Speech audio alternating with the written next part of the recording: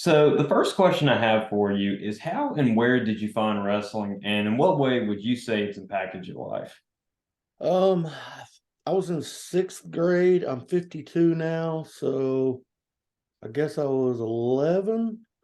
So I've been involved in how long is that? 41 years, pretty much. I took a couple of years off when I had my son. Um, so I guess I've been involved 38 years, 39 years in some aspect. Um, I knew nothing about wrestling. Nobody in my family had wrestled. I'd never seen wrestling, and I was in middle school. And one of my best friends that I played football with and stuff, he was like, bring some shorts and t-shirt Monday. We're going to wrestle. I'm like, what? and and I was kind of rough and tough top kid anyway. So Mhm. I was like, all right, let's do it. So uh, the first wrestling match I ever saw, I competed in. If that tells you anything, and it did not go well. Well, I think that's a story. Yeah, The first wrestling match told, across time. yeah. It's Uh, always a learning experience. So I wrestled at Brown Middle School. I started in the sixth grade. My first coach was, oh my goodness, I only had him for 1 year. My mind just went blank. Tom Lewis, Coach Lewis. Okay. Uh, and then my seventh, eighth grade year, I had a guy named Jerry Eves, who was a pretty good coach. I really enjoyed wrestling for him. I learned a lot those 2 years with him. And then I went to Central High School, wrestled for Coach John Crawford. Mhm. Uh, we had pretty good teams while I was there. Chattanooga was really, really strong in the late 80s. And Right. of course, we didn't have any divisions. It was, Mhm. public and private and small and large all together. So it was wrestling was probably tougher then just because of, everybody together. Right. Obviously, wrestling now from a technique perspective, today's Tennessee wrestlers are a lot years ahead of what we were. Right. Uh, but it was probably more competitive then just because of sheer numbers and no divisions. In the late 80s, early 90s, right before they started splitting them apart, it was pretty competitive. But it wasn't unheard of back then. Top 10 teams in the state, seven, eight, nine of them would be from Chattanooga. Every team was good. Saudi Daisy was good. Red Bank was good. Hickson was good. We were good. Eastridge was good. Obviously, Baylor, McCauley have always been good. Um, it was everybody was good. It was pretty tough. Right. Uh, And you mentioned that Chattanooga being such a vocal point for wrestling in Tennessee. And I really agree with that because a lot of your schools, like you said, that are notable names and really control the wrestling scene are from this Chattanooga area. the other areas are catching up, but Right. we're not as dominant as we were. Um, we still, have obviously you guys have done well in y'all's division, and Cleveland and Bradley and Baylor, obviously always dominate. But the other teams have kind of slacked off a little bit, aren't as strong as what they were at one point. Um, now I'd like to see the whole area. I wish the whole area would. Some of those other teams would kind of get back to where they were. Right. But the rest of the state recognized the problem. They knew they were getting dominated by Chattanooga, so they really made a effort to catch up, and they've done a really good job. There's a lot of good national teams. East Tennessee's really came on in the last few years. Um, you guys have battled with is it Greenville and Greenville, this year we had a battle, with Halls and Halls. Shannon Sane up there is that's a prime example. Shannon Sane, the coach at Halls, he has worked his butt off for years. He does kids club, middle school, high school, and he knew that's what it was going to take. Um, so well, I think I agree with you 100% on the fact that the other teams are making a name for themselves and really like you look at Pigeon Forge, you know, absolutely, they for a good while and they still are in that contention. Greg Foreman has done an amazing job with that team. he was just like I was talking about Shannon Greg. Just he just put in the time. He ran it from top to bottom, kids club, middle school, high school, and it was a year round thing with him, and he got them to where he wanted them to be, so to speak. Right. Yeah. No, I mean, Halls especially, they credit to them in that aspect, because there's the competition side of things, but when you really look back on it, it was a back and forth dual meet, and it was their night that night, and I think you just got to take it on the chin and work to come back. Right. Kind of the next question I have for you is, what, after graduating, what made you want to get into coaching? So I wrestled at a little junior college in North Carolina. They dropped the program shortly after I was done. We were really, really good for a junior college. I had no idea junior college wrestling was that tough. And I don't know that it still is, but at that time it was. There was only one other junior college in the South, and it was also in North Carolina. So all we wrestled was 4-year schools, and most of them were Division I schools. Wow. But we dominated them pretty much. We didn't wrestle UTC or Appy State, but pretty much wrestled everybody else in the South, and really, really were successful. And I learned so much. My technique was horrible in high school. I was just kind of a tough brawler type wrestler. Mm-hmm. I had no technique whatsoever, but I really, really learned a lot there. I probably improved more in the first month there than I had in my entire wrestling career, honestly. Wow. Just from having a room full of, hammers. Mm-hmm. We had like 80 kids on the team. It was crazy. Wow. But we had kids from Brandon, Florida, who I don't know if you know much about their history, but they hold the national record of all sports for most wins. I think they went undefeated for 20 years or something crazy. I don't know how long. Yeah. Sports Illustrated did a big special. You need to look it up. It's pretty cool. But we had kids from them. And then the best team in Georgia at that time was a team called McIntosh. We had several kids, state champions from them. And the best team in South Carolina was called Somerville. We had several state champions from them. And then Virginia, Grundy, Virginia, and some other places. But we had kids from all over. Were pretty good. So anyway, I got done wrestling. And I never really cut weight in high school. Like I said, I didn't know much about wrestling. Right. And I also played football. And back then, everybody had the mentality, and people still do somewhat. You don't want to lose weight. Yeah. Which is silly. You'll gain it back in a week, but how football coaches are, though. They don't want you losing weight.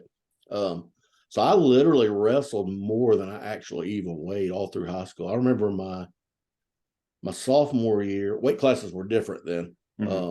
I weighed 145 naturally walking around, and I wrestled 155. I wrestled 10 pounds over what I weighed. I could have cut weight and made 126 or 25, whatever it was at the time. I just didn't know people did that, honestly. So I did finally my senior year. I cut a little weight. I dropped down to 152. I got up to about 165 or something naturally, and then probably down to 160 just by practicing. Then I did cut to 52 right at the end of the year. And that's the first time I'd ever really cut weight. But I got in college and I hit a little growth spurt, I guess, or after I graduated high school. And I got up to about 180, pretty lean at 180. And college weight classes were also different then. So I cut to 150. And that was a rough time, especially for somebody that never really cut much weight. Oh, yeah. So that was I had a hard time making weight. So anyway, I got done wrestling there, and I thought I was done. I had some opportunities to go to some pretty decent 4-year schools, but I just felt like I was done. As soon as I came home, I realized I missed it. Right. And so I contacted Coach Crawford, my high school coach, and asked him if I could come up and help coach. And I still had a lot of friends on the team, the Johnson brothers. I don't know if you're familiar with them, but Ricky was a 2-time state champ. Kevin was a 3-time state champ, and Mark was multiple-time runner-up. They were on the team along with some other guys that I knew. So I went up to Central and started helping Coach Crawford for a few years, coached those guys. And I found I had a knack for coaching. I felt like I did. Had a guy named Joe Browning. He was a 160-pounder. He never even qualified for the state. I think he'd only been a starter 1 year, and I wrestled with him every single day. And he was very strong and athletic, had all the the basic building blocks. Um, but he ended up getting runner up to a guy named Justin Zapp from Brentwood, who was phenomenal and barely got beat by him. I think it was like 9-7 or 8-5 or something. And then our heavyweight, I worked a lot with him. Same situation. He'd only been a starter 1 year, never qualified for the state, and he ended up getting fourth or fifth in the state that year. So I felt like I could reach kids. Right. And that was the biggest thing with me. I look back on where I made mistakes as a high schooler and what I learned in college. And my high school coach all the time would tell me, don't go out. I had a real bad habit. I did exceptionally well my whole career in dual meets, but then if I got in a big tournament, Yeah. I would get super defensive and lose close matches or whatever. And he would always tell me, don't go out there trying not to lose. Go out there trying to win. And I was a hard-headed teenager, and it didn't sink in what he meant, Mm-hmm. And, so when I started coaching, I really just put a big emphasis on making sure the kids understood why we do this, why we place our hand here, why we level check. I wanted them to understand it instead of just being robots and doing what I tell them to do. And I think that's when wrestlers really start progressing, is when they grasp the concepts. Right. No, I mean, you mentioned that, and that brings up a good point. You look at some of the best teams in the country, like Oklahoma State, they go back to the basics and they really try and fine tune those small details, because every small detail, I believe, helps and counts. Absolutely. And my coach preaches that, and I think it's something that should be set across the board, especially in a sport like wrestling. Absolutely. So I coached a few years helping Coach Crawford up at Central. And then I had a job. I was traveling and quit coaching. And I had my son. And then when he was 4, he had started playing baseball that year. And I got real involved with coaching baseball and helping run the baseball league and all that kind of thing. And just so happened, all of my friends had kids at the exact same age. So we had all these 4-year-old boys. It was really neat. And so they came to me and they were like, let's start a wrestling team. I was like, all right. So we started a wrestling team, and then it just took off from there. And I've been coaching kids ever since. I guess 20. Oh my gosh, 20. That's probably in 2000. So yeah, 23 years straight with kids. So I ran a club out of Central for 4 or 5 years, and then I went to Baylor from there, and I was there for like 7 years, I believe. Then I went over to Red Bank after my son graduated for a year or two, and then Shane Turner got the head coaching job at Boyd Buchanan. Okay. And he asked him and his brother Rabbit, to come over there and start a kids club. So we did. And then Shane ended up leaving, going to Baylor at that point. So I just kind of moved up to the high school and took it over. I think this was our 5th season with the high school. Now, with having coached, all the way up from kids club to middle school to high school, a lot of different age ranges. What are the most important key concepts to you as a coach? It depends on the age. Obviously, there's fundamental skill sets that transcend age. Obviously, you got to be able to be in a stance. You got to be able to move in your stance. You got to be able to get your opponent out of his stance, level change, penetration, all that. Those are fundamentally across the board, regardless of age. Where it starts to vary is the mental approach. Right. I don't push my 6-year-olds the way I do my high schoolers and so on. A lot of parents do, though, and that's a problem. They won't listen. And you know what? I push my son really hard because I get it. So I was that gung-ho dad, like an idiot, push them too hard. And you do it because you're passionate. You love the sport. Right. You love your kids, obviously, and you just want them to succeed. But sometimes you can push the younger ones too hard, obviously. Right. Not just from a mental burnout standpoint, but from a physical standpoint. I mean, I've been doing it so long, and kids I've coached, and my son especially, your body just wears down. Mm-hmm. Your joints only have so much mileage on them. It doesn't matter how strong you are. Oftentimes, the stronger you are, the more Worse stress it it is. is on your. Yeah. So that's one thing I try with my youth. We try to do more than your average club, but I don't want to do too much. I make them take time off. Mm-hmm. Not just, I think they need a mental refresh, mental reboot, so to speak. And also their bodies need to heal up and rest. And Right. I really push them to play other sports at a younger age as well. Well, you mentioned the multi-sport thing, which I've read into a degree, and the main thing that they advocate for is to prevent burnout. Yeah. And uh, as someone who's wrestled year round for a couple of years now as well, it is a hard sport to do, and that's putting it nicely. It is one of the most mentally and physically tasking sports out there, and it's also a very passionate sport. So the idea of being bought in and putting forth 100% effort, whether it be in drilling, live, everything is important, and it is a very important factor. But you also, it's always good to have a little bit of fun, take a little bit of a break every now and then, just to be able to recover and keep on that same track. Absolutely. Now, kind of switching gears a little bit, but staying on the topic of Boy Buchanan. Obviously, this past year at the TSSAA state duels, y'all captured your first state championship in a awesome dual meet against Lakeway Christian, and it was a real electric atmosphere once y'all won. What does that win mean to y'all as a team, and what's kind of going forward from here? I hope it creates some excitement. Our problem at Boyd is numbers. I haven't had a full lineup since I've been there. And then for whatever reason, we've just been bitten by the injury bug, which I know everybody has that problem. But when you only have 8, 9 kids on your whole roster, you can't afford to lose 2, 3 of them. So I'm hoping it creates some excitement within the school. We can get some. We've got some really good athletes in the school. Right. I'm hoping we can get some of them out to wrestle.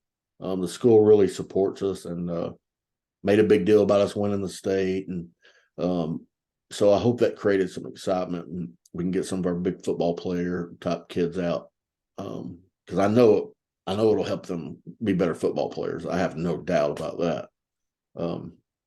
And we had a couple this year come out that actually helped us win the state. Actually, so I'm hoping we can just grow off that momentum and keep progressing. I definitely feel like with that win there, you hit the nail right on the head with it.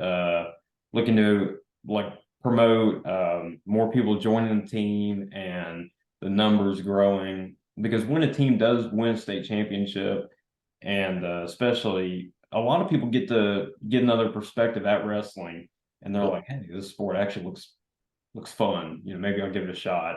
And on the idea of it helping out with football, you're 100% right there, because I was talking to Brian Satterfield when I had him on. Your double leg is a low ankle tackle in football, pretty much. That's it. You can go to a high school football game, and generally you'll watch a guy. You'll every now and then you'll see a guy that just does not miss tackles. Well, 90% of the time he's a wrestler. He's shooting a double leg. Oh yeah, and then the footwork that goes into it and everything, it helps in both ways. Balance, leverage, hand fighting. We can name all these physical attributes that correlate over to football, but honestly, the biggest thing, the biggest positive is just the mental toughness and what I call learning to compete. Absolutely. Football, for example, I think an average play lasts 3 seconds, 4 seconds. Let's say you're an offensive lineman. You fire off the ball and you make physical contact with your guy, and you generally are only having physical contact about 2 of those seconds. He's getting off the block or the play's over or whatever. So let's say you have 3 seconds of physical contact. You only run 30, 40 plays a game in high school. They're only getting a minute and a half a minute to a minute and a half of actually physical contact in an entire football game. Right. Come to wrestling practice, you're getting 2 straight hours of physical contact. I mean, it's like a whole season's worth of balance and leverage rolled into one practice. Oh yeah, no, I mean, it is truly it's a fight with a few rules. Absolutely. I mean, you're in physical contact with someone for 6 minutes, and and the mind you mentioned the mindset, and that's a point that it might sound like a broken record in saying this, but it's such an important aspect with wrestling because it translates over not only into sports and wrestling, but into life as well. Because I feel like that mentality that you get from wrestling of just being able to dig down deep and just push a little bit further can help if you're in a tough spot with your job or whether it be personal life. You can look back on it and be like, I'm proud of the fact that I was able to persevere through those times, whether that be in wrestling practice or in life and whatsoever. Absolutely. Now, kind of staying on that topic of winning that state dual championship, all in all, just what was that night like? Winning in the Cow Palace. So we knew we were going to have a pretty solid team, even though we had 4 forfeits or 3 forfeits most of the year, 5 forfeits at some point. I had several injuries. I got one of my better wrestlers back from an ACL a few weeks before that. He was still knocking off some rust, having been out all year. Our 145 pounder Connor Payne was actually undefeated last year, but he had a severely torn ACL. I think he was 38-0 when I finally pulled him out. But he had a severely torn ACL, and he was just trying to suck it up and went help for the team. Mhm. So we were nervous. We had wrestled Lakeway a week or two before that in like a day of duels type thing. Right. And I knew we had one shot to beat them. I had to have the lineup just perfect. I had to get some kids in certain spots, and we had one shot to beat them. So I didn't even try to do it that first time we wrestled them a few weeks prior to that. Hmm. I'm not saying I let them win, but we didn't try real hard either. You know what I mean? Right. We just wrestled them straight up. I didn't change any weights around. I wanted them being overconfident, honestly, Hmm. because I had a good feeling we'd end up facing them again for the state. So, long story short, we got to the state. I had 2 brand new kids that have never wrestled. One's a senior, one's a freshman, football players that we begged to come out. They filled some spots. So I took one kid, he gained 12 pounds. And then I bumped him up a weight above that. So he was wrestling up about 20 pounds over what he naturally weighs. And then I took an 8th grader and moved him up to varsity and did the same thing with him. I bumped him to 182 or 4, whatever it is, and he weighs about 160 pounds naturally. Um, so I had 2 kids, an 8th grader and a freshman that never wrestled that were wrestling up 20 pounds basically. I had a heavyweight who'd never wrestled before. Um, and so we sat down and we just had a game plan for every single kid. Hey, you've got to win. You've got to get a major. You've got to pin. You've got to tech. Your job's to not get pinned. Hmm. Your job's to get tech, blah, blah, blah. And, for 2 weeks, we worked on how to stall without getting called. And everything just went perfectly. Everybody did exactly what they're supposed to do. It was crazy. That's why we were so excited. I don't know if you noticed because you guys were in a heated battle right beside us. But yeah, we were. I don't think in the back of our mind we really thought we were going to win. We Hmm. always try to stay positive. On paper, we shouldn't have won. Put it that way. Right. But we called them a little flat, and our guys were ready, and they pulled it off. So it was pretty cool. Well, and I think that just added to the just intensity of that night because you're absolutely right. There were battles going on every mat. You had us and Halls, you and Lakeway Christian, Cleveland Bradley, Baylor Father Ryan. You didn't have a slow duel going on, to say that to the least. But I remember, I believe when y'all won in that final match, we had just wrapped up our state duels, and I remember looking over, and I was standing next to JoJo Yurchuk, and when y'all won, we were definitely happy for y'all, and JoJo was like, well, there we go, they got him one, and it was awesome to see a local Chattanooga team, um, celebrating like that and getting another title. Yeah, yeah, it was cool. But so kind of wrapping up here and going into the last question, all in all, what advice would you give to a wrestler who is inspiring to be the best wrestler he can be? We're talking high school age or just anybody in general. Let's say anybody in general. Um, Wrestling is unique, and obviously kids that are more athletic or stronger or faster or whatever.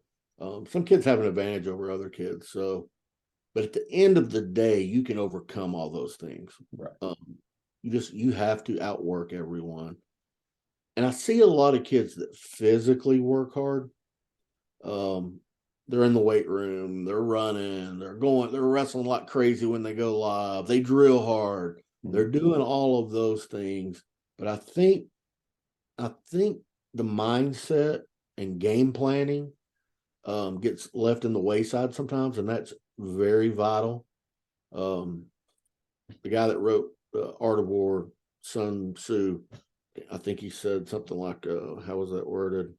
Um, every battle is won before it's fought. Mm-hmm. And that's so true in wrestling. I see so many kids that, they practice 20 different takedowns and all this stuff, and they don't have a systematic approach. You have to have a systematic approach. If I'm shooting a high crotch and the guy does this, he counters me, I'm going to counter his counter with this, and so on. And then you drill it that way. Master a series before you go to another series, and so on. So many people train the wrong way still to this day.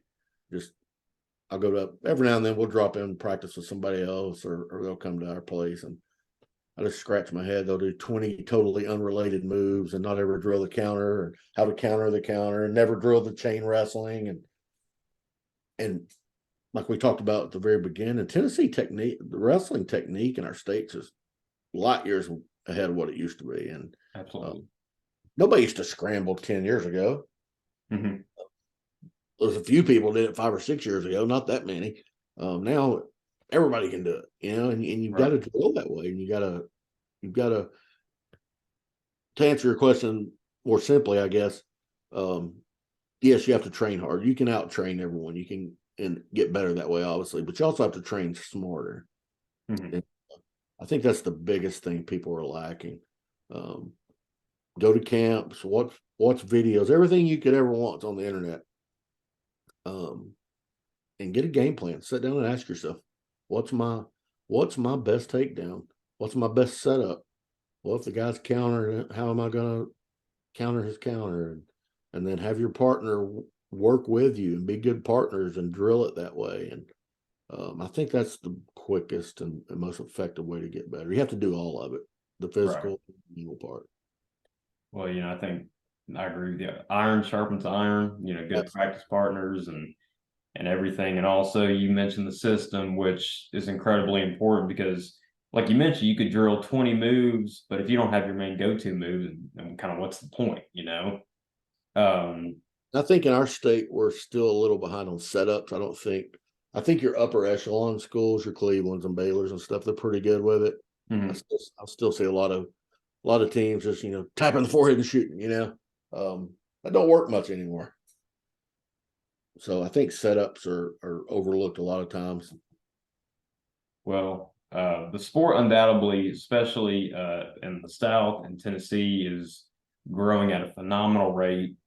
And I think with the influence of a lot of other combat related sports and just wrestling growing in general, that the Tennessee area will still continue to be, in that category. And hoping, like you said as well, to see a lot of teams, have their day in the sun, to say the least, and get their name out there some more. Well, we're definitely growing in our AAU, which that's the only youth organization we have in the state. So it's pretty Mhm. cool. Everybody's under one umbrella. We had 6,200 members last year. Now that's counting coaches as well, coaches and athletes. That's a lot of kids in Tennessee wrestling and coaches, obviously. Well, We probably had 3,000 kids wrestling, 3,500 kids wrestling last year. That's a lot. That's pretty strong. I'm proud of the fact that it keeps growing. mhm. Well, I think if, in my personal opinion, if somebody's going to try a sport, and I said this to somebody the other day who plays baseball, if you're going to try a sport, I do wrestling. Even if it's 1 year, it teaches you so much and benefits you so much more on and off the mat and I tell everything of that nature. I tell my parents, mainly my youth parents, because I'll have some kids that are, they go 40-0 and win the state and Mhm. blah blah blah. Every year we'll have a handful of kids like that. But then you got these other kids that go 2-38 and 3-37. You know what I mean? And I tell those parents, and it's hard for them to understand if they've never been involved with the sport. But I tell them, I said, it may not seem like it now. These kids that aren't winning a lot are actually benefiting more from this sport than this other kid over here who was 40-0, Mhm. and he wins because he has great genetics. Your son is having to battle adversity. Right. He's wrestling in front of 2,000 people and he loses, and it hurts his feelings, and he's embarrassed, and he doesn't want to come back to practice on Monday. But guess what? He sucks it up and he does it. So he's benefiting more from this sport than this kid over here that wins because he's just a natural athlete. And I firmly believe that. I see a change in their demeanor and their confidence as the season goes on. And I mean, you go through it. It changes it literally changes who you are. Absolutely. Of your life. No, and it's a sport, and the effects of it stick with you forever in positive ways, and it always holds, a place in your heart. Such a unique sport like that, and down the road, the benefits are, invaluable in my opinion. Absolutely. Absolutely. Well, thank you for joining me. It's been awesome to get to interview you. Greatly appreciate it. I'm enjoying your series. I'm gonna keep watching them. Well, thank you. I appreciate the support. It does mean a lot, and the reception, like I stated earlier, has been amazing, which is something I'm more than grateful for. And just all in all, best of luck to you all and Appreciate it. AU. I'm sure I'll see you guys at a couple of tournaments this year. Yeah, we'll see y'all around wrestling season. All right, buddy. Thank you. All right, thank you. Take care.